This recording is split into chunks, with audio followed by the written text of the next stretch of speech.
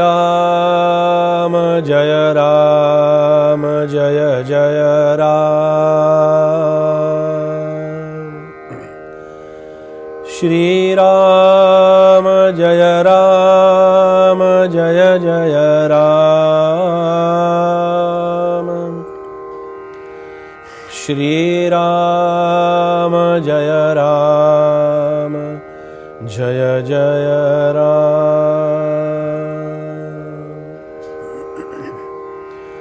श्री राम समर्थ श्री राम। नटनाट्य कला कुसरी नाना छंदे नृत्य करी। टाळ मृदांग भरोवरी उपांग हुंकारे श्रीराम।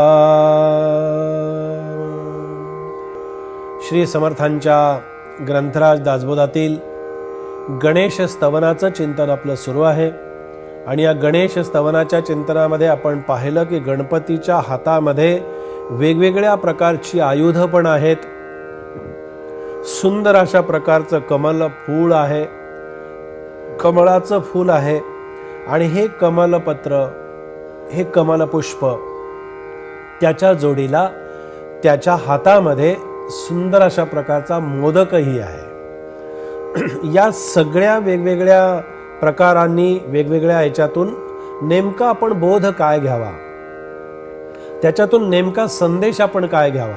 तर आपण पाहिलं की परश म्हणजे कुऱ्हाड, अंकुश असणारं तीक्ष्ण धारदार शस्त्र त्यांनी फक्त भक्तांच्या रक्षणासाठी ठेवलेलं आहे आणि भक्तांना उपासना करताना अंतकरणामध्ये, मनामध्ये एक प्रकारचं धैर्य यावं, शक्ती यावी, सामर्थ्य निर्माण व्हावं आणि मनाची समजूत त्याची पटावी की मी या देवतेची उपासना करतो आहे, मला अन्य कशाचीही भीती नाही, कुठल्याही प्रकारचं माझ्यावरती असं आक्रमण होऊ शकत नाही. काही उपासना करणाऱ्या साधकांच्या मनामध्ये एक प्रकारची अशी न्यूनगंडता असते. कशा प्रकारची असते पहा, की मी उपासना सुरू केली ना, मग माझ्यावरती अशा काहीतरी म्हणाले शक्ती माझ्यावरती आक्रमण करत असतात. असं कधी घडत नाही. उलट उपासनेनं आणि उपासनेच्या माध्यमातून त्या शक्ती पळून गेल्या पाहिजेत, शक्ती दूर गेल्या पाहिजेत. नामस्मरणाच्या समासामध्ये समर्थाने म्हटलं ना, नामस्मरे निरंतर ते जाणावे पुण्य शरीर, महादोषांची गिरीवर रामनामे नासते.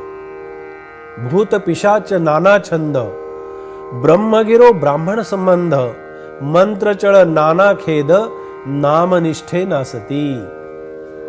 भूत खेत बाधा या सगळ्या गोष्टी ज्या आहेत, हे सगळं जे आहे हे सगळे मनाचे खेळ असतात. या सगळ्या मनाच्या कल्पना आहेत. या मनाच्या कल्पना आहेत असं ठामपणे म्हणण्याचं कारण असं की या शक्ती त्यांचं कार्य करत असतील. रामायण काळापासून महाभारत काळामध्ये आपण पाहिलं की त्या शक्ती नाही तशातला काही भाग नाही, पण त्या शक्तींच्या वरती अंकुश ठेवणारी आमची आध्यात्मिक शक्ती ही पूर्णपणे जागी असते, पूर्णपणे आमच्या पाठीशी असते. म्हणून त्या शक्तीचा आपण विचार करण्याची आवश्यकता नाही. त्याचं कारण असं की गणपतीनं तेवढ्यासाठी हातामध्ये कुऱ्हाड ठेवलेली आहे, तेवढ्यामध्ये हातामध्ये परश घेतलेला आहे, त्याच्यासाठी ते अंकुश असं धारदार अशा प्रकारचं शस्त्र त्यांनी बरोबर ठेवलेलं आहे.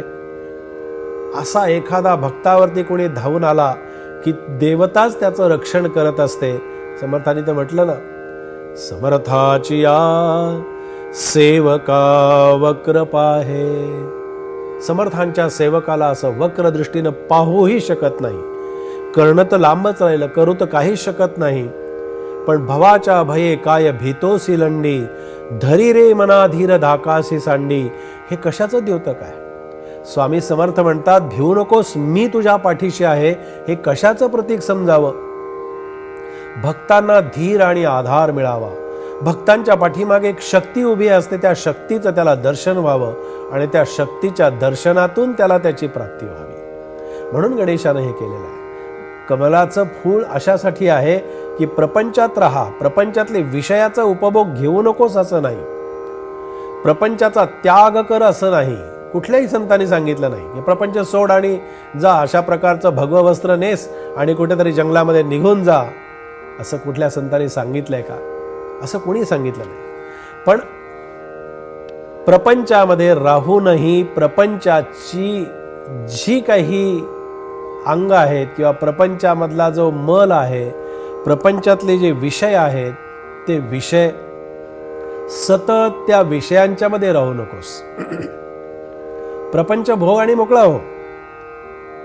कमलपत्राप्रमाणे राहा, कमलपुष्पाप्रमाणे राहा, म्हणून तो कमळ आहे. हातामध्ये मोदक आहे. गणपतीच्या हातामध्ये मोदक अशासाठी आहे की मोदकाच्या माध्यमातून कसा आहे पहा, की मोदक म्हणजे स्वतः आनंदाचा तो उपभोग आहे. मोदकांच्या रूपानं गणेशाच्या हातामध्ये आनंदाचं ते प्रतीक आहे. मोदकांचं सेवन करताना सुद्धा किती आनंद होतो. आवडीनं मोदक आपण खातो, कारण त्या देवतेला मोदकाची आवड आहे. गणपतीला मोदक आवडतात.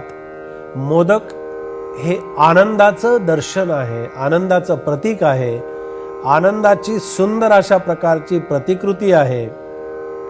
वरचं कवच मोदकांच्या पाहिलं, त्याच्यामध्ये गोडवा नसतो, त्याच्यामध्ये ते कणकेचं केलेलं असतं, पण आतमध्ये जो गर असतो, आतमध्ये जो बाखर ज्याला म्हणतात, आतमध्ये असणारा जो गोड अशा प्रकारचा पदार्थ असतो, तो आनंदाचं प्रतीक म्हणून गणपतीच्या हातामध्ये आहे.